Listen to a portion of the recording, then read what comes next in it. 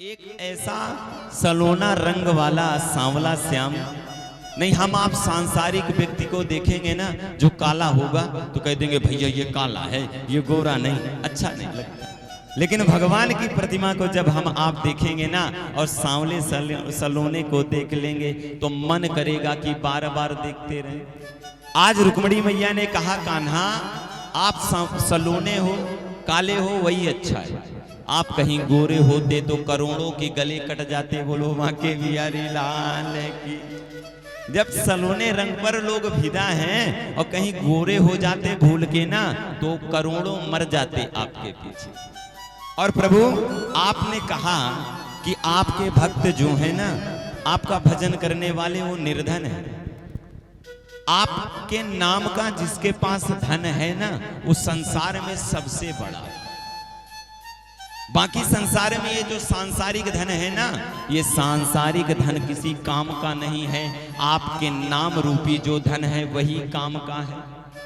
और हकीकत में एक बात बताऊं, ये जो सांसारिक धन है हम आप उसके प्रभाव से बड़ी बड़ी बिल्डिंग बना लेते, बड़े बड़ी माला सोने की पहन लेते और बड़े बड़े वाहन में चलते। ये काम देने वाला नहीं है। अंत में जब काम देता है तो भगवान के नाम रूपी धन केवल काम देता है। कबीरा सब जगो निर्धना, धनवंता ना कोई। अरे धनवंता सोई जानिए जाके राम नाम धन हो। ना सुखमो देवराजस्या, ना सुखमो चक्रवर्तिना, ते सुखमो वीतरागस्या, मुनिरे कांचशील। न तो राजा को सुख, न महाराजा को सुख, न देवताओं को सुख। अरे सुख है जो मस्त है। किसकी मस्ती में? भगवान की मस्ती में। और सुख किसे है? संत को, जिन्हें लेना देना नहीं, जिन्हें केवल एक काम है भगवान के नाम रूपी धन का केवल सहारा।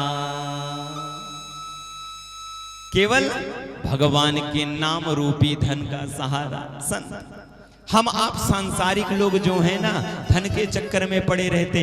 आज मैया कह रही हैं कान्हा आपको भजने वाले निर्धन नहीं हैं, धनवान हैं, क्योंकि उनके पास आपके नाम रूपी धन है। और मानस में भी इसका प्रमाण लिखा हुआ है। गोस्वामी तुलसीदास ने लिखा कि संपत्ति क्या है और जीवन में विपत्ति क्या है। अरे कहे हनुमंत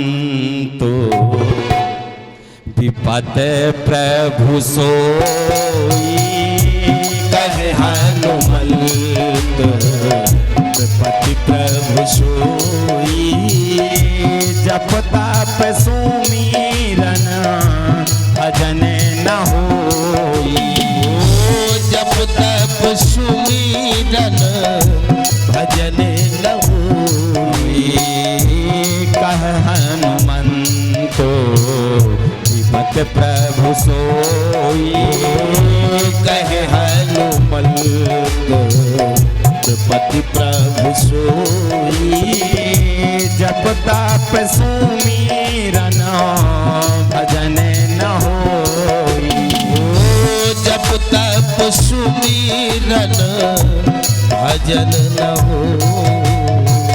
मानस में भी लिखा हुआ है कि भगवान का भजन करना भूल जाना सबसे बड़ी जीवन में विपत्ति है। भगवान को स्मरण ना करना अपने जीवन में सबसे बड़ी विपत्ति है। और भगवान का निरंतर स्मरण करते रहना, भगवान का निरंतर भजन करते रहना जीवन में सबसे बड़ी संपत्ति है। बोलो बांके बिहारी लाल की जय हो। आज रुक्मणी मैया ने कहा प्रभु, और आपने कहा कि शिशुपाल के साथ विवाह करा दूं, तो आपके चरणों की आज सौगंध खाती हूं। यदि आप दोबारा इस प्रकार के वार्तालाप मुझसे किए ना तो कन्हैया मैं अपने प्राणों को छोड़ दूंगा। भैया इन बच्चों को पकड़ के बिठाओ। ये किनके बच्चे हैं? जब ऐसा गदर मचा रहे माँ के पेट में क्या करते होंगे? पहले जब पेट में थे क्या करते रहे होंगे? बोलो बांके बिहारी लाल की, प्रेम से बोलना। और महाराज सुखदेव जी महाराज ने राजा परीक्षित को अब आगे की कथा सुनाना आरंभ किया।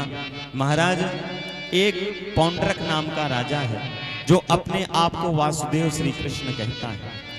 लोकल डुप्लीकेट 2 हाथ और भगवान की तरह बना लिए। उसने शंख चक्र गदा पद्म धारण कर लिया, मोर का पंख मुकुट में लगा लिया और अपने आप को कहते कि हम ओरिजिनल वासुदेव श्री कृष्ण हैं। ओरिजिनल वासुदेव श्री कृष्ण हैं। संसारिक जो लोग हैं ना, मेरे सिवा यदि उस कान्हा का भजन करेंगे तो उन्हें मैं ताड़ना दूंगा। आज जब सांसारिक लोगों को महाराज ताड़ित करता तो सभी ने हाथ जोड़ करके निवेदन किया, प्रभु हमारी रक्षा करो। तो भगवान प्रकट हुए और पौंड्रक का वध किया। बोलो कृष्ण कन्हैया लाल की, सांवरे सरकार की। और महाराज सुखदेव जी महाराज ने राजा परीक्षित से कहा, राजन अब मैं ऐसे भक्त की कथा सुनाने के लिए जा रहा हूं जिससे प्यारा भक्त भगवान का कोई और नहीं हुआ जग में। ऐसा बचपन का मित्र है कि पूछो ना। सुखदेव जी महाराज ने राजा परीक्षित से कहा, राजन कृष्णस्यासीद सखा कश्चिद ब्रह्मणो ब्रह्मवित्तमा विरक्त इंद्रियार्थेषु प्रशांतात्मा जितेन्द्रिय। जिसने ब्राह्मण कुल में जन्म लिया, जो बचपन में कन्हैया के साथ संदीपनी ऋषि के आश्रम में विद्या का अध्ययन किया, जो बचपन का कन्हैया का मित्र है, जिसका नाम सुदामा है। महाराज ऐसा ब्राह्मण कोई दूसरा हुआ नहीं। विरक्त इंद्रियार्थेषु, जिसने अपनी इंद्रियों पे विजय प्राप्त कर रखी और जो प्रशांतात्मा है, अर्थात जिसे धन की आवश्यकता नहीं। सुदामा जी के घर में कभी कभी भोजन के लाले पड़ जाते, लेकिन सुदामा जी को दरिद्र नहीं कहा गया। सुदामा जी को निर्धन कहा गया है, गरीब कहा गया, दरिद्र नहीं कहा गया। सुखदेव जी महाराज ने राजा परीक्षित से कहा, राजन ऐसा ब्राह्मण जो निरंतर भगवान का केवल भजन करता है, जीवन में कितना भी कष्ट आ जाए, विवाह हो गया है, पत्नी का नाम सुशीला है, 4 बच्चे हो गए हैं, लेकिन बच्चों और पत्नी के भोजन की व्यवस्था सुदामा नहीं कर पाता। भोजन ना करवा पाने के बावजूद भी भगवान का स्मरण, भगवान का भजन कभी सुदामा भूलते नहीं। ऐसा ब्राह्मण ना हुआ है और ना होगा। हम आपके जीवन में यदि थोड़ा कष्ट आ जाता है तो हम आप भगवान को भूल जाते हैं। ये सांसारिक जो लोग हैं ना हमारे, ये यदि हमसे अलग हो जाएं, कोई जिससे हम ज्यादा प्रेम करते हों और वो अलग बस हो जाए, किसी कारण बस उसकी मृत्यु हो जाए, तो हम भगवान से नाराज हो जाएंगे, कहेंगे भगवान आपने अच्छा नहीं किया, हम आपका पूजन नहीं करेंगे, भजन नहीं करेंगे। विरक्त इंद्रियार्थेषु प्रशांतात्मा जितेन्द्रिया। महाराज लेकिन सुदामा जी का नियम था कि जब भिक्षा लेने के लिए जाते थे ना, तो केवल 3 घर भिक्षा मांगते थे, चौथा घर नहीं। आजकल के हम लोगों जैसे ब्राह्मण तो जितना मिल जाए उतना ले ले, हाँ तुम भी दे दो, तुम भी दे दो, तुम भी दे दो। लेकिन सुदामा जी का नियम था केवल 3 घर जाऊंगा और जो मिलेगा उसी से अपने गृहस्थ जीवन का पालन पोषण करूंगा। जिस दिन सुदामा तीनों घर में जाते और तीनों घर वाले ये सोच लेते कोई बात नहीं, आज हम नहीं दे रहे हैं तो बगल वाला दे देगा, ऐसा सब सोच लेते। उस दिन सुदामा के यहाँ भोजन के लाले पड़ जाते। बोलो बांके बिहारी लाल। लेकिन सुदामा भजन करना नहीं बंद कर। हकीकत में औरन को धन चाहिए बावरी, ब्राह्मण को धन केवल भिक्षा। जो नियम है कि भिक्षा लेना है, उसी से जीवन यापन करना है।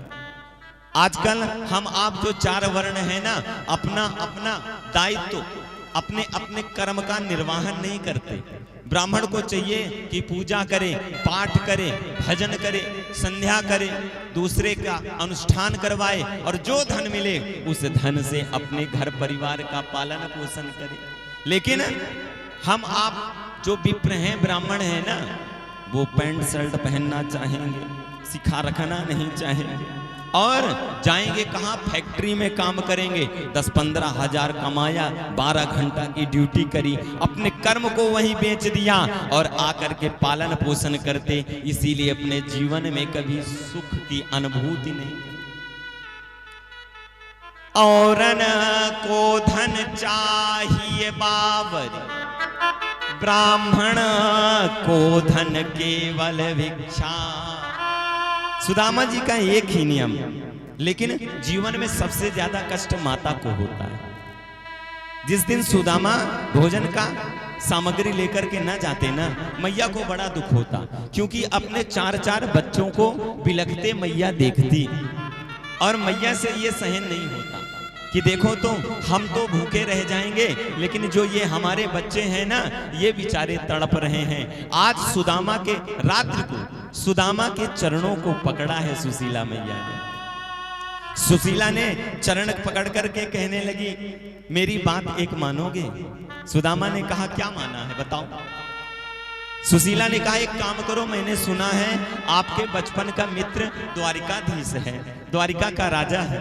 एक काम करो, उसके पास में जाओ और जा करके उससे बताना कि आप कितने बड़े निर्धन हो, आप अपना परिवार नहीं चला पा रहे हो, तो आपके बचपन का मित्र जो राजा है ना, वो आपको धन दे देगा, उस धन से हमारा जीवन चलेगा। अब सुदामा से रहा नहीं गया। सुदामा खाट को छोड़ करके खड़े हो गए और कहने लगे, सुशीला खबरदार, इस बार तो कह दिया, अब कभी कहना नहीं। श्याम स्वरूप बसो ही में, मुझे और स्वरूप न भावेरी। रसना रसना सब रस फीके, द्रगन न और रंग भावे। हे सुशीला, तू कह रही है मैं अपने बचपन के मित्र से मिलने के लिए जाऊं और जाकर के वहां बताऊं कि मैं निर्धन हूं, तब वो मुझे धन देगा। मुझे धन की आवश्यकता नहीं, मुझे तो केवल अपने उस बचपन के मित्र के नाम की आवश्यकता है। और सुन, मैं उससे इतना प्रेम करता हूं कि केवल उसके स्वरूप के सिवा मुझे और कोई रंग अच्छा नहीं लगता। और सुशीला सुन, श्रवणन दूजी कथा न भावे, सूरत सदा प्रिय की लगरी। और सुशीला, इन कानों को ना केवल कन्हैया के गुणानुवाद सुनने की आदत है, दूसरी आदत नहीं। सुशीला, कह दिया तो कह दिया इस बार, और सुशीला अब कभी ऐसा नहीं कहना।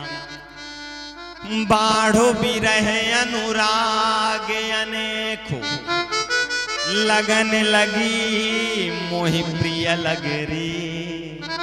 केवल मुझे प्रेम है मेरे कन्हैया से, इसलिए मैं उसका निरंतर भजन करता हूँ। सुशीला, ये जो सांसारिक वस्तुएं हैं ना, ये केवल हम आपको दिखने वाली वस्तु हैं, ये साथ रहने वाली वस्तु नहीं। सुशीला, कोई साथ देगा, साथ रहेगा, तो वो मेरा प्रीतम, मेरा कन्हैया ही रहेगा। बोलो बांके बिहारी लाल की। सुशीला समझ गई अब बात बनने वाली नहीं, बिगड़ गई है।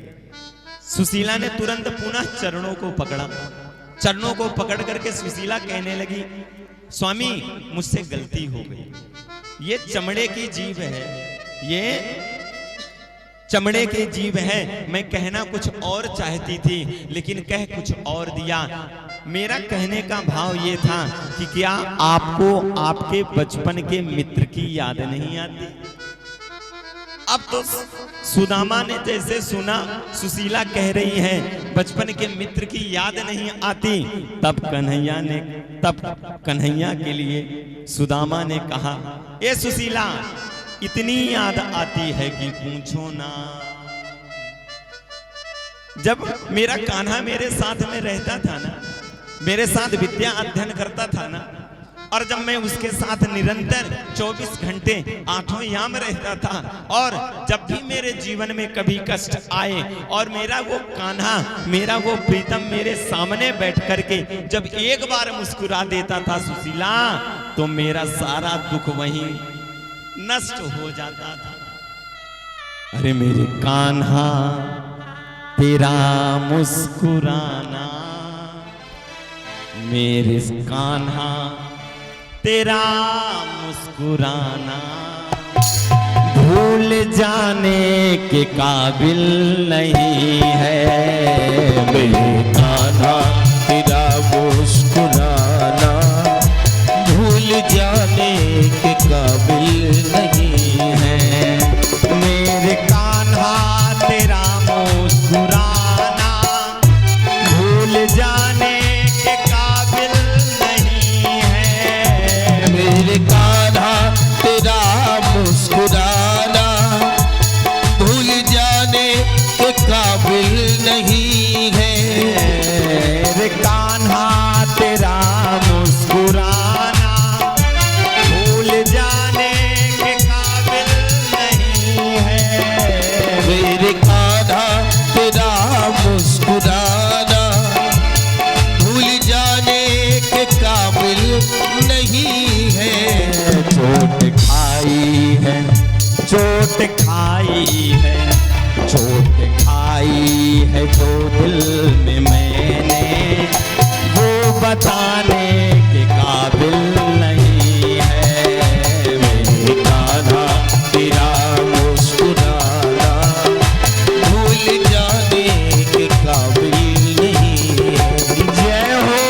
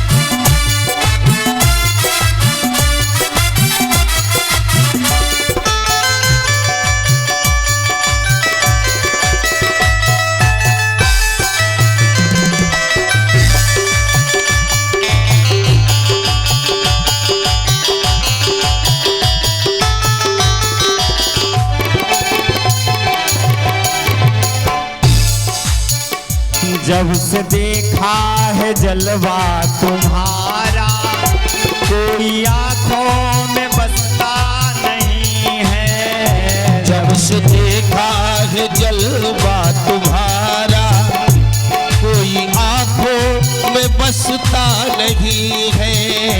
जब से देखा है जलवा तुम्हारा, इन आंखों में बसता नहीं है। जब से देखा है जलवा तुम्हारा, कोई आंखों में बसता नहीं है।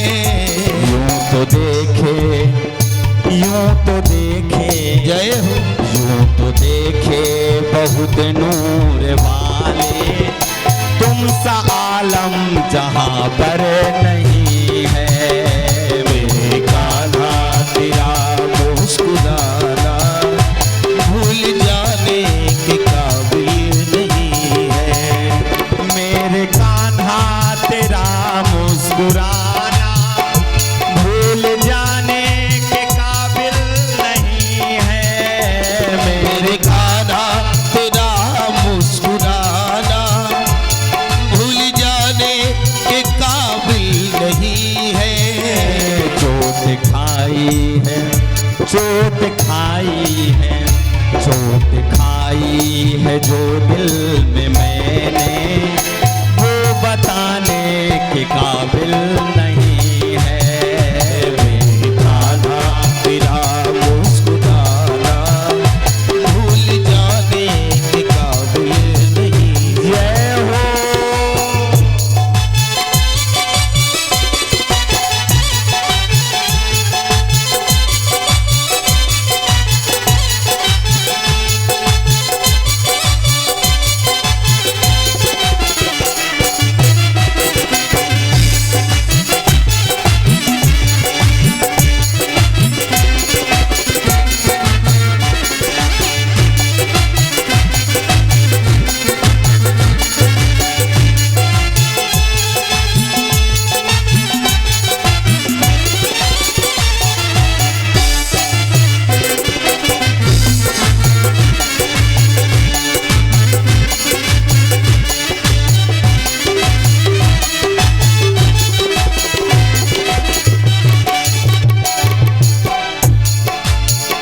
तेरी सूरत पे कुर्बा में जाऊं, कोई मैं है या मैं का प्याला।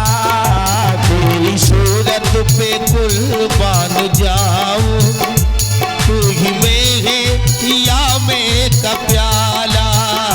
तेरी सूरत पे कुर्बा में जाऊं, जय हो। कोई मैं है या मैं का है प्याला। तेरी सूरत पे कुर्बान जाऊं, तू ही मैं है या मैं का प्याला। जिसको तूने नजर से पिलाया, जिसको तूने नजर से पिलाया, वो नजर फिर तरसती नहीं है। मेरे कान्हा तेरा मुस्कुराना भूल जाने के काबिल नहीं है। मेरे कान्हा तेरा मुस्कुराना भूल जाने के काबिल नहीं है। मेरे कान्हा तेरा मुस्कुराना भूल जाने के काबिल नहीं है। चोट खाई है, चोट खाई है, चोट खाई है जो दिल में मैंने, वो बताने के काबिल नहीं है। मेरे कान्हा तेरा मुस्कुराना भूल जाने के काबिल नहीं है। मेरे मोहन तेरा मुस्कुराना भूल जाने के काबिल नहीं है। भूल जाने के काबिल नहीं है। भूल जाने के काबिल नहीं है। भूल जाने के काबिल नहीं। बोलो बांके बिहारी लाल की जय हो। आज जैसे सुशीला ने कहा, सुदामा ने सुना, सुशीला ने कहा है, क्या आपको आपके बचपन के मित्र की याद नहीं आती? तो तब आज गदगद हो गए सुदामा, और सुदामा कहने लगे सुशीला पहले कहना चाहिए था। मुझे तो निरंतर मेरे उस कन्हैया की याद आती है। जब से बचपन से मैंने उसको छोड़ा है ना, तो आज तक उसका दीदार नहीं हुआ। और सुशीला, आज तूने कह दिया ना, तो आज उसका चेहरा मेरे आंखों के सामने नजर आ रहा है।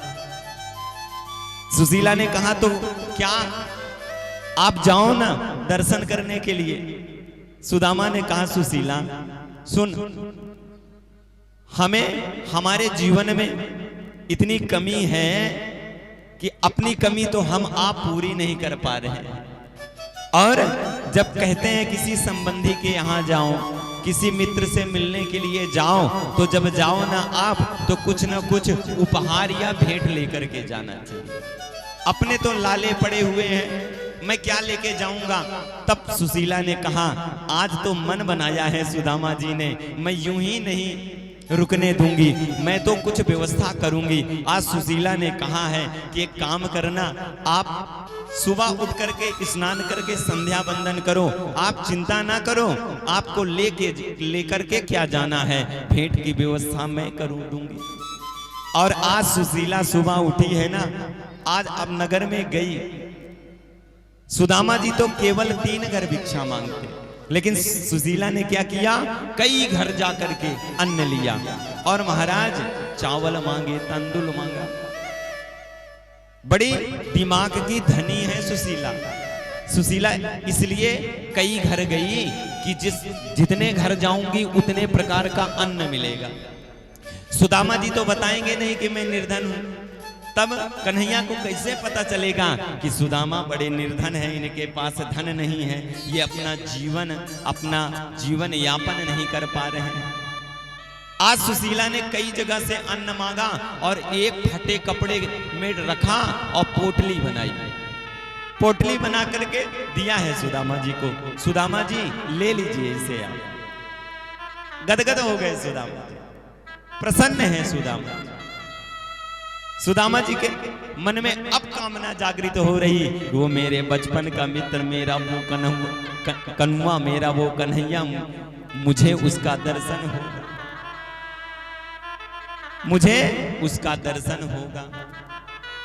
देखे बिन कान्हा जब मन नहीं माना, अरे इन आंखों से आज मैंने ब्रह्म पहचाना।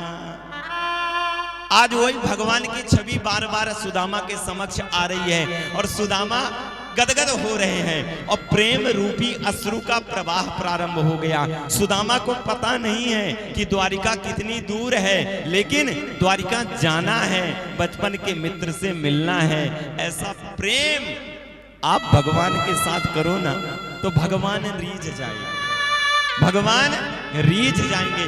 आज महाराज सुदामा ने पोटली को कांख में दबाई, एक डंडे को लिया और अपने बचपन के मित्र कन्हैया से मिलने के लिए चल दिए।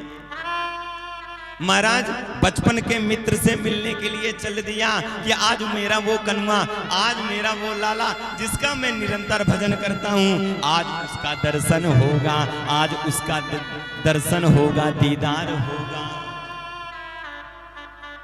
आज उस कन्हैया का मुझे दीदार करना है। अरे सजमत श्याम नजर लग जाएगी। आज वो कन्हैया जब सच धज कर बैठता है ना और जिसको देखते हैं हम आप ना, तब मन ऐसा करता है कि उस कन्हैया को बार बार देखते रहे।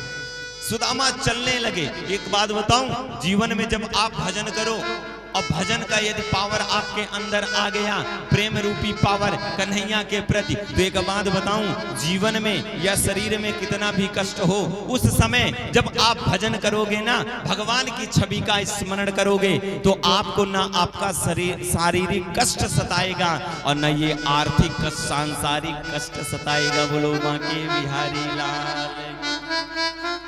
आज गए हैं सुदामा जी, चल दिए, पता नहीं मेरे वो बचपन के मित्र का द्वारिका कहाँ है। सुबह से शाम हो गई महाराज, द्वारिका का कोई छोर का पता नहीं। देखा क्या, सायंकाल की बेला और सामने एक नदी पड़ गई। सायंकाल की बेला और सामने एक नदी पड़ गई। अब नदी पार करके उस पार जाना है। आज सुदामा तट पे बैठ गए, जोर जोर से भजन करने लगे, कहने लगे कान्हा अब नहीं आ पाऊंगा, लगता है बड़ी मुश्किल से तो तुझसे मिलने के लिए मैं आ रहा था, लेकिन कान्हा मुझे लगता है कि मैं अब तेरे पास नहीं आ पाऊंगा। और जैसे ही आंखों से अश्रुधारा बही, कन्हैया को आवाज लगाया, पुकारा। कन्हैया नाविक का रूप धारण करके नाव लेकर के जल विहार करते हुए कन्हैया वही नदी में घूम रहे हैं। आवाज लगाई, अरे भैया कोई है, उससे उस पार जाना है। सुदामा ने आवाज लगाई, हाँ कान्हा मुझे भी, भैया मुझे भी उस पार जाना है। हकीकत में प्रेम हो तो ऐसा हो। आप प्रेम करो ना भगवान से तो ऐसा करो कि आप पुकारो भगवान दौड़ करके आ जाए।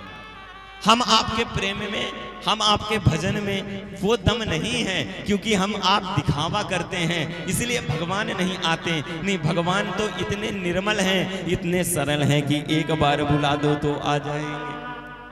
आज नाविक का रूप धारण करके कन्हैया आए हैं। रामावतार की कथा अभी आप लोगों ने राम जी की कथा सुनी थी ना राधिका जी से। भगवान जब केवट के पास में पहुंचे थे, प्रेम देखिए भक्त का प्रेम।